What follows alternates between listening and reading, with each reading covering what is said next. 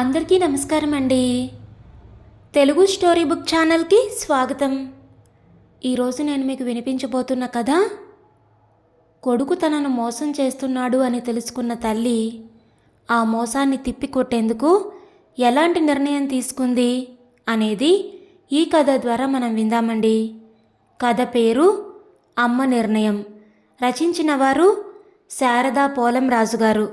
మరైతే ఈ కథను ఎక్కడా స్కిప్ చేయకుండా చివరి వరకు వినండి. నచ్చితే లైక్ చేయండి. కొత్తగా మన ఛానల్ని చూస్తున్నట్లయితే కనుక సబ్స్క్రైబ్ చేసుకోవడం అస్సలు మర్చిపోవద్దు. మరొక కథలోకి వెళ్ళిపోదామా? అమ్మా, స్టేషన్ వచ్చింది, పద పద దిగాలి. కంపార్ట్మెంట్లో అందరూ గాఢ నిద్రలో ఉన్నారు. ఇదిగో ఈ బెంచీ మీద కూర్చో, ఇక్కడ మరో రైలు ఎక్కాలి. నేనెళ్ళి టిక్కెట్లు కొనుక్కొస్తాను. వెళ్ళబోతున్న కొడుకు వైపు జాలిగా చూస్తోంది సుగుణమ్మ. ముందర అన్నీ అనుకుంటున్నట్టే జరుగుతున్నాయేమో మనసు రాయి చేసుకొని నిర్లిప్తంగా ఉంది. హఠాత్తుగా ఏదో గుర్తొచ్చినట్టు, బాబూ, ఇవిగో నా బీరువా తాళాలు, హడావిడిలో వెంట తీసుకొని వచ్చేశాను. తల్లి చేతుల్లో నుంచి తాళాలు అందుకుంటూ పెద్ద పెద్ద అంగలు వేస్తూ కదిలిపోయాడు. ఏమిటో లోకం ఎటుపోతోందో. వాడికి ఏం తక్కువ చేశాను? పుట్టిన కాడి నుండి కళ్ళల్లో పెట్టుకొని పెంచుకున్నామే. ఆయన మాత్రం వాడు అడిగింది అడిగినట్టు ఇస్తూ పెంచారు. కోరిన వస్తువులు, వాహనాలు, అనుకున్న చదువు, కావాలనుకున్న అమ్మాయితో పెళ్ళి, చివరకు అప్పు చేసి ఒక చక్కటి ఇల్లు కూడా కొని తన పెన్షన్తో తీర్చారు. ఈనాటికి మనవల చదువులకు ఫీజులు కానీ అవసరాలు కానీ తామే తీరుస్తున్నామే. 6 నెలల నాడే ఆయన ఎంత ముందు చూపుతో వాళ్ళ వైఖరి తెలుసుకున్నారో కదా. తనకే మాతృప్రేమ కళ్ళకు పొరలు కమ్మేసింది. రాత్రి విన్న మాటలు చెవిలో గింగురు మనసాగాయి. మొసలాన్ని సాగనంపాం, కానీ ఈవెన్ను వదిలించుకుంటే గాని నాకు కావలసినట్టు ఉండే వీల్లేదు. ఆయన ఎప్పుడో కొని పడేసిన 5 ఎకరాల భూమి ఈరోజు కోట్లలో ఉందట. బంగారమే పండుతుంది. ఈవిడేమో చూడబోతే పిడిరాయిలా ఉంది. ఆవిడ ఉన్నన్నాళ్ళు మనం అనుకున్న పనులు సాగవు. ఆ పై మాటలు గుసగుసగా సరిగ్గా వినిపించలేదు. చివరలో కాజీపేట ఆశ్రమాలు అన్న మాటలు మాత్రం వినిపించాయి. డబ్బులదేముందే, ఆనాటికి రెడీ. సరే ఉంటానింకా. పుట్టుక్కున్న మాటలు వినిపిస్తే లేనిపోని రచ్చ. నిద్ర పట్టక బాల్కనీలోకి వచ్చినప్పుడు చెవిలో పడుతున్న మాటలను త్రోసి పారేయలేకపోయింది. అమ్మా, చిన్నపిన్ని నిన్ను చూడాలని కలవరిస్తోందట. ఒకసారి వెళ్ళి వస్తే బాగుంటుందేమో అన్న కొడుకు మాటలకు సుగుణమ్మ గుండెలో ఒక్కసారి కలుక్కుమంది. మిమ్మల్నే అత్తయ్య గారు, ఒకసారి వెళ్ళిరండి, మీకు కూడా కాస్త మార్పు ఉంటుంది. మామయ్య గారు పోయిన కాడి నుండి ఇంటికే అంకితమైపోయారు. మీ బట్టలు సర్దుకుంటే రాత్రి ట్రైన్కు బయలుదేరొచ్చు. తేనెలాంటి మాటలు చురకల్లాగా తగిలాయి. తల ఊపి గదిలోకి వెళ్ళింది సుగుణమ్మ. ఎంత మూర్ఖురాలు తను! అంత ముందు చూపుతో చెప్పినప్పుడు ఆయన మాటలు కొట్టిపారేసింది. ఆసుపత్రిలో, అమ్మీ, ఒకసారి అబ్బుని రమ్మని ఫోన్ చేయబోయ్. అబ్బులా? వాడెందుకయ్యా ఇప్పుడు? చూద్దామనుందా? కాదులే, వాడితో పనుంది, అర్జెంటుగా రమ్మను. రేపు నువ్వు వచ్చేటప్పుడు బీరువాలో కింద లాకర్లో పెట్టిన ఆకుపచ్చ బ్రీఫ్ కేస్ జాగ్రత్తగా తీసుకొనిరా. జాగ్రత్తగా అంటే ఎవరికంటా పడకుండా. సంధి ప్రేలాపన కాదు కదా? అనుమానం పడుచూపించింది. ఆమె ముఖ కవళికలు గమనిస్తూ, అమ్మీ, అంత అనుమాన పడకే. పొయ్యే లోపల కొన్ని ముఖ్యమైన కార్యక్రమాలు చక్కపెట్టాలి, అంతే. ఎక్కువగా ఆలోచించకు. 4 ఏళ్ల నాడు అందరము కలిసి అరకు చూసి వస్తూ విశాఖపట్నం రైల్వే వెయిటింగ్ రూమ్లో చూసిన సంఘటన మర్చిపోయావుటే అమ్మీ? ఒక్కసారి ఆ దృశ్యం గుర్తుకు వచ్చి వెన్నులో నుంచి వణుకులాగా మొదలైంది. నిజమేనండి, అయినా ఇప్పుడు ఆ సంగతి దేనికి? ఆ సమయం వచ్చిందే అమ్మీ. దానికి అబ్బులైతేనే సరైనవాడు. అందుకే వాణ్ణి పిలిపించమంటున్నాను. ఏరా అబ్బులు, బాగున్నావా? పొద్దున్నే ఆయనకు ఆహారం తీసుకొని వచ్చిన సుగుణమ్మకు అబ్బుల్ని చూడగానే కాస్త ప్రాణం లేచొచ్చినట్టయింది.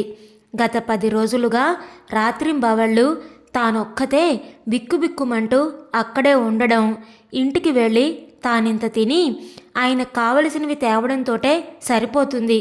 కొడుకు కోడలు చేర్చినప్పుడు రావడమే, మళ్ళీ మొహం చూపించలేదు. అదేమంటే ఆసుపత్రిలో ఒకరికన్నా రానియరు అని చెప్పి తప్పించుకుంటూ ఉన్నారు. అప్పటికే ఏమేం చర్చలయ్యాయో ఏమో. అబ్బులు, నేను చెప్పింది బాగా గుర్తుందిగా?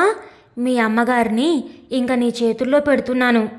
ఆయన మాటలకు చర్రున, చాలేండి మీరు మీ మాటలు, ఒక 4 రోజుల్లో ఇంటికి పంపిస్తామని చెప్పారు.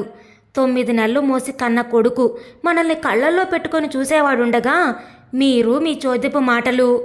సరేలేవే, నువ్వేమో 9 నెలలు మోసి కన్నావు, నేను 9 ఏళ్ళు వచ్చేదాకా భుజాల మీద ఎత్తుకొని పెంచాను.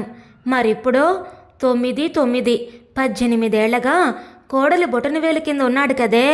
నువ్వు కోరుకున్నట్టే జరిగితే సరే, అదృష్టవంతురాలివి. నన్ను చూసుకోవడానికి నువ్వు ఒళ్ళు హూనం చేసుకుంటున్నావు. మరి నిన్ను చూసుకునే వాళ్ళెవరే? 6 నెలలు ఎలా గడిచిపోయాయో. ఆయన మాటల్లో ఒక్కటి కూడా పొల్లు మాట లేదనిపిస్తోంది. ఏదో ఒకరోజు ఈ స్థితి రాబోతుందని అర్థమవుతూనే ఉంది. ఇదిగోనండి అత్తయ్య గారు, ఈ పెట్టెలో సర్ది పెడతాను, మీ బట్టలు మందులు తెచ్చేయండి. ఎప్పుడెప్పుడు సాగనంపుదామా అని ఆరాటం స్పష్టంగా వినిపిస్తున్నది. అంత పెట్టొద్దులేమ్మా, 4 చీరల భాగ్యానికి ఈ చేతి సంచి చాలే.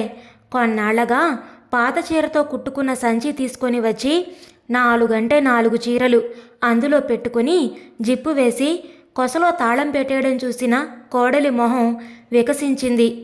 అమ్మయ్య, బంగారం, డాక్యుమెంట్సు ఏవీ వాల్యుబుల్స్ తీసుకోలేదన్నమాట అనుకుంటూ ఆనందం దాచుకోవడానికి తంటాలు పడ్డం సుగుణమ్మ కనుచూపుతో గమనిస్తూనే ఉంది. కాస్త ఈ కాగితాల మీద సంతకాలు పెట్టేయమ్మా, నాన్న పెన్షన్లో ఏవో మార్పులు వచ్చేట్టున్నాయట. ఈలోగా అవసరానికి ఉంటాయి.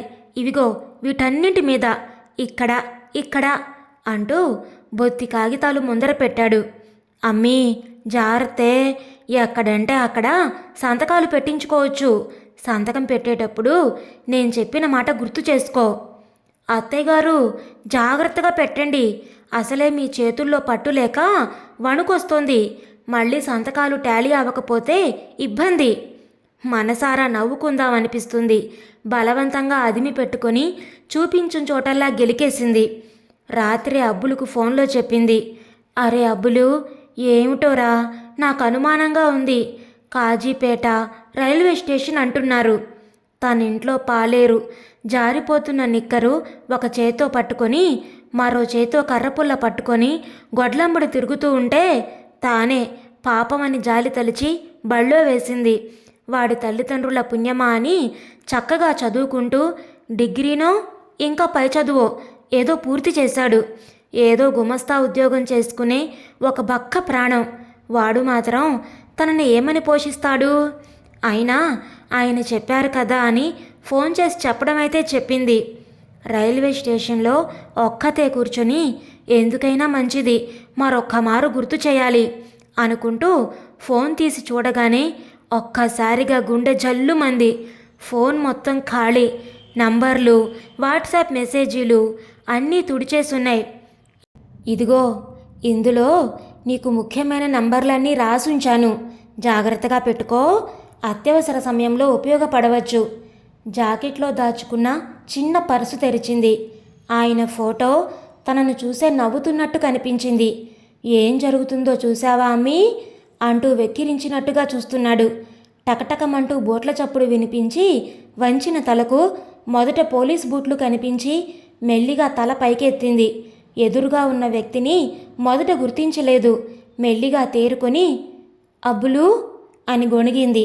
పోలీస్ ఇన్స్పెక్టర్ గబగబా వచ్చి సెల్యూట్ కొట్టి అటెన్షన్లో నిలబడ్డాడు. వెనకనే 3 constables. Thank you inspector. Sugunamma పక్కన బెంచీ మీద కూర్చున్నాడు. ఆవిడకు అంతా అయోమయంగా ఉంది. అవతల ప్లాట్ఫామ్ మీదకు వెళ్ళిన మాధవ్ తల్లి వైపే ఒక కన్ను వేసి మధ్యలో నిద్రమత్తు వదిలించుకోవడానికి టీ తాగి మళ్ళీ వచ్చి చూసేటప్పటికీ ఒక్క క్షణం గుండె ఆగినట్టయింది. ఫుల్ సూట్లో ఉన్న వ్యక్తి చంటి బిడ్డను పొదివి పట్టుకున్నట్టు తల్లిని పట్టుకొని నడిపిస్తున్నాడు. ఆవిడ అతని నడుము చుట్టూ చెయ్యి వేసి ఆసరా కోసం వాలిపోయి మెల్లిగా అడుగులు వేస్తున్నది. వెనక అమ్మ సంచి అపురూపంగా పట్టుకొని నడుస్తున్న కానిస్టేబుల్. ఎవరు వాళ్ళు? అమ్మనెక్కడికి తీసుకెళ్తున్నారు? ఆలోచనలో తన తిరుగు ప్రయాణపు ట్రైన్ వచ్చేయడంతో ఎక్కేశాడు. మాధవ్ బీరువా తాళాలు కనిపించడం లేదు. ఇంట్లోకి పూర్తిగా కాలు పెట్టకముందే ఎదురైన భార్య చేతిలో తాళాలు పెట్టి, అవి తర్వాత చూద్దుగాని నాకు కాస్త కాఫీ తెచ్చిపెట్టు, రాత్రంతా నిద్రలేదు, మళ్ళీ బ్యాంకు వైపు వెళ్ళి రావాలి. టవల్ తీసుకొని బాత్రూంలోకి వెళ్ళిన అతనికి ఒక్కసారిగా మాధవ్ అన్న కేక వినిపించగానే హడావిడిగా బయటకొచ్చేశాడు. బీరువా ముందర నిలువు గుడ్లేసుకొని నిలబడ్డ భార్య, ఖాళీ బీరువా ఎక్కిరిస్తూ కనిపించాయి. లాకర్ నుండి 2 వెండి కంచాలు, 4 గ్లాసులు, మరికొన్ని పూజ సామాగ్రి తొంగి చూస్తున్నాయి. అదేమిటి, అమ్మ 4 చీరలు మాత్రమే కదా సంచిలో పెట్టుకెళ్ళింది, బీరువా ఖాళీగా ఉందేమిటి? అయ్యో అయ్యో, అన్ని నగలు ఏమయ్యాయండి? పలకసర్లు, 1/2 డజన్ గాజులు, చంద్రహారం, ఇంకా ఇంకా అన్నీ కలిపి ఓ 50 తులాల నగలుండాలి. అక్కడ 5 ఎకరాల భూమి కాగితాలు ఎన్ని కోట్ల విలువయ్యేవి? 7 పొక్కటే తక్కువ. సరే, గోల్ చేయమాక, ఎక్కడికి పోతాయి? వేరే అల్మరారో పెట్టిందేమో, తర్వాత చూద్దాం. ముందర అమ్మ సంతకాలు పెట్టిన కాగితాలు నీ దగ్గరే ఉన్నాయి కదా, తీసిపెట్టు, బ్యాంకుకి వెళ్ళొస్తాను. ద్వారం పక్కన అభినందన్ ఐఏఎస్ అన్న పేరు చూసి ఒక్క క్షణం ఆగింది సుగుణమ్మ. అమ్మా, అబ్బులుగాడికి రిజిస్టర్లో పేరేం రాయమంటారమ్మా? హెడ్ మాస్టర్ గారి ప్రశ్నకు సమాధానంగా, అభినందనని రాసుకోండి మాస్టారు, బాగా చదువుకొని అందరి అభినందనలు పొందాలని ఆశీర్వదించండి. హమ్మీ, నీ బంగారు చేతులతో ఏ ముహూర్తాన బళ్ళో చేర్పించావో కానీ వాడెంత అభివృద్ధిలోకి వచ్చాడో చూడవే, మంచి ఉద్యోగంలో చేరట. భర్త మాటలు చెవిలో గింగురుమన్నాయి. అబ్బులు 2 చెంపలు ఆప్యాయంగా నిమిరింది. అమ్మా, రాత్రంతా సరిగ్గా నిద్రలేక అలసిపోయినట్టున్నావు, గదిలో విశ్రాంతి తీసుకోమ్మా. అతని భార్య అందజేసిన కాఫీ ఫలహారాలు చేశాక అనునయంగా అన్న అబ్బులు మాటలకు, ఒక్క నిమిషం నాయనా, నా బరువు నీ మీద పెట్టేస్తే నాకు స్థిమితం.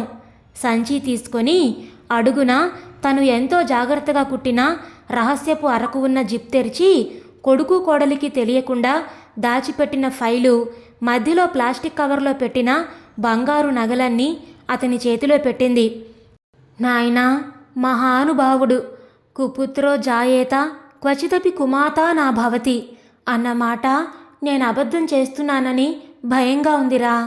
ఈ విధంగా కన్న కొడుకును మోసబుచ్చి నే చేస్తున్న పనులను భగవంతుడు కూడా క్షమించడేమోరా. అమ్మా, తల్లి ఏనాటికి కుమాత కాదమ్మా.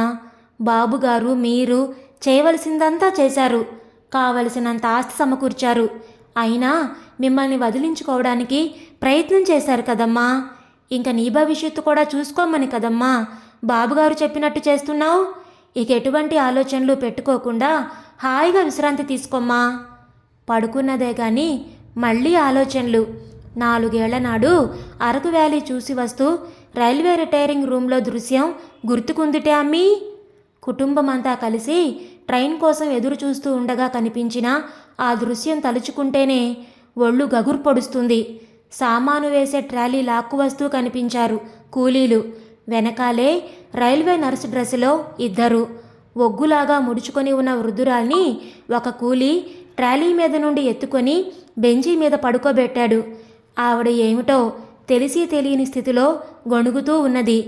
అంత ముసలావిడ ఎవరూ లేకుండా ఒంటరిగా ప్రయాణం చేయడం ఏమిటో ఆరాటం పట్టలేక అటుగా పోతున్న కూలీని ఆపి అడిగింది. అతను చెప్పిన వివరాలు బట్టి ట్రైన్ ఖాళీ అయ్యాక శుభ్రం చేద్దామని వెళితే ఈవిడ కనిపించింది. కొడుకు వెంట వచ్చాడని, కూతురు ఈ ఊళ్ళోనే ఉంటుందని చేతిలో ఒక కాగితంలో అడ్డదిడ్డమైన ఫోన్ నంబర్ చూపించింది. అవునండి, ఆ వృద్ధురాలి గతి తలుచుకుంటేనే కడుపులో తరుక్కుపోతుంది. ఆ సంతానం అంత దౌర్భాగ్యులేంటండి మరీను. అయినా మీకు ఈ సమయంలో ఆవిడ ఊసు దేనికట? ఆయాసపడుతూనే చాలా విషయాలు చర్చించాడాయన. అమ్మో, ఆయన అంత ముందు చూపుతో వ్యవహరించబట్టి తనకు ఈ ఎండైనా లభించింది, లేకపోతే తాను కూడా ఆ ముసలావిడలాగా రైల్వే ప్లాట్ఫామ్ మీద తలుచుకుంటేనే ఒళ్ళు జలధరిస్తోంది. సుమా, అమ్మను జాగ్రత్తగా చూసుకో. ఏ నిమిషమైనా మాధవ్ నుండి ఫోన్ రావచ్చు. నేను చెప్పినట్టుగా మాట్లాడు. అబ్బులు ఆమెను భార్యకు అప్పగించాడు. అమ్మ చేత ఎంతో ముందు చూపుతో సంతకాలు పెట్టించుకున్న కాగితాలు పట్టుకుని హుటాహుటిగా బ్యాంకు వద్దకు చేరాడు మాధవ్. ఎంత కాదన్నా నాన్న పెన్షన్లో ఎఫ్డీలలో దాచిన మొత్తం 50 లక్షల పైమాటే ఉంటాయి.